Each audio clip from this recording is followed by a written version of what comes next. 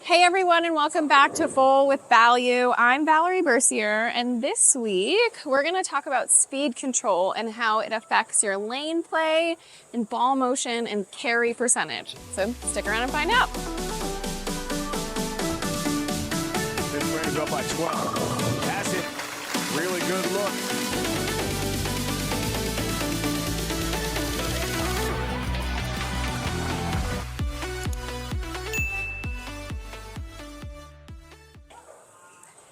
All right, we are back at Sherman Bowling Center. I'm on lane 18 today, and we have the shorter senior pattern. So a little bit lower volume, shorter pattern. And so I figured it'd be actually really good to do and talk about speed control, because when it's shorter and it's hooking, it's actually beneficial to amp up your speed and cover less boards than if you were to potentially get left and, like I like to do it, get left and slow wheel it. So I'm just gonna throw a normal shot, normal speed, at least attempt to. I'm actually, again, since this is a shorter pattern, I'm gonna go a little further left. I'm gonna stand on 23, look at 17. I'm looking at 17.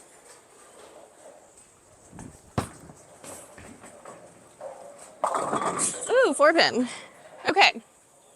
So it was like normal speed and it hooked a lot. So I will get lined up there and then make an adjustment right and ramp up my speed. Let's see.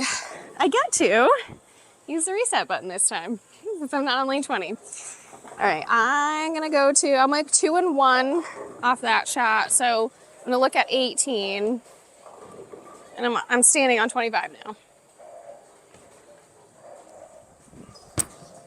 Okay, should be good. Woohoo! Okay. Normal speed, I feel comfortable. This ball reaction is actually quite good. If I were bowling for score, I would choose this ball, that alignment. I would feel pretty confident in that, in my ability to hit the 1-3 and strike. But this video is about ball speed. So I'm gonna go I'm gonna go 8 boards and amp up my speed. Some people have asked what my ball speed is. I wish I could tell you for certain.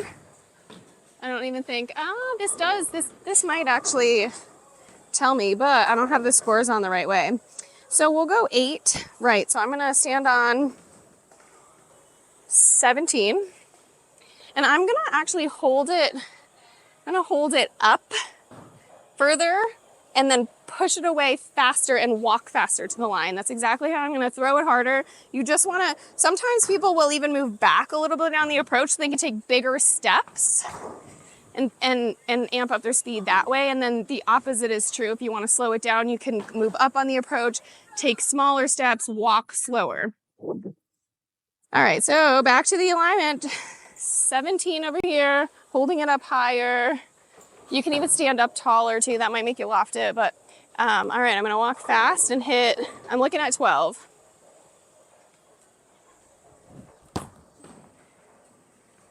Woohoo!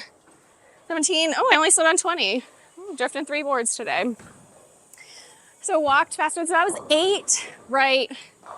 Faster ball speed. So what does that do to your ball motion? It just makes it slower response. It doesn't pick up, if it hits friction, it doesn't pick up fast, as fast. It kind of like slows the hook phase. So that's exciting. I wonder, I'm gonna try to challenge myself a little bit. Maybe I should try to throw it even harder and move further right, and then I'll go further left and throw it slower. All right, why don't I go another 5? Oh gosh, a little nervous. And I'm gonna look at, I'm actually gonna try, because there's oil in the middle and there's dry to the right. So I'm actually gonna keep my target a little bit more in front of me over here and almost try to like rock it to the pocket. All right, throw it as hard as I can.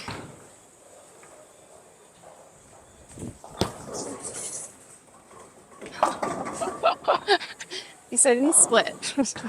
I think I can Probably going to pinch faster, maybe take a little bit of hand out of it to try to play there. But I mean, if you're trying to do something like ridiculous like that, maybe for practice, but if you're trying to score that way, I mean, you got to really practice it.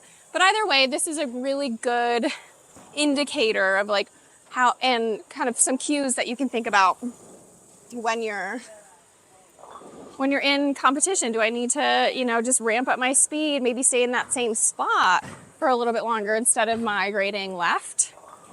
Or what I'm about to get to is, if you want to migrate left, a lot of the time when you get into the volume of a house pattern, you have to slow your speed down so that it can start to hook in the oil instead of just shooting through and then boomeranging off the dry. Boomeranging is it's a word. All right, let's see. I was at 25 normal speed. So why don't I go, because there's a lot more volume in the middle, I think I'm actually just gonna go 5 left. So I'm gonna stand on 30 to start and then see, maybe I do actually have to, and I'm gonna move up on the approach a little bit. I don't know, maybe 4 to 6 inches for now. And I'm gonna keep my first couple steps really slow. Sometimes I like to count in my head my steps. I'm gonna bring the ball down a little bit and just walk slower. I'm looking at 20. Yeah, it might be a little too slow. Oh, wow, okay. So I slid on 35. So it's really funny. I've mentioned that before in the drift video that I did.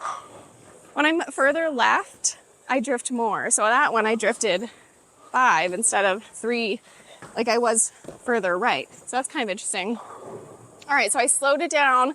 I'm actually gonna go further left, slow it down even more and see what happens.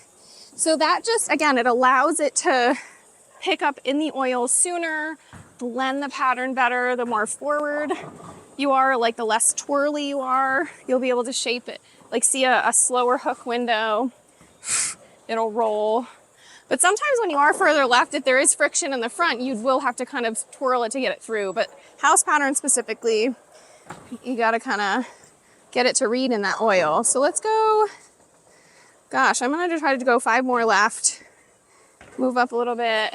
I'm looking at 23. And again, nice and slow.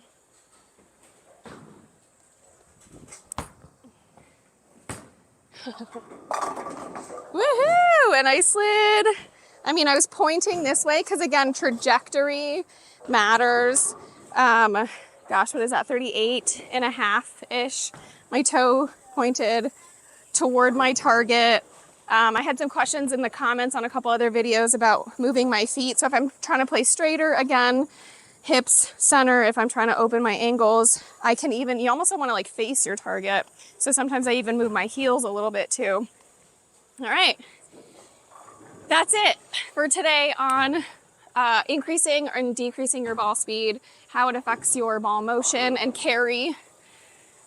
This old faithful troublemaker allowed me to play all the way from, gosh, what was it? Like 12 almost to 35. Same ball, just different ball speeds and positions. I hope that was helpful for you. If you haven't already, please like and subscribe and leave us a comment. Let us know if there is anything within the Brands of Brunswick you'd like to see compared, reviewed, or discussed, or anything like this that you'd like to see on the channel, because we look at those comments and we do this every week. So with that, I'll see you next week.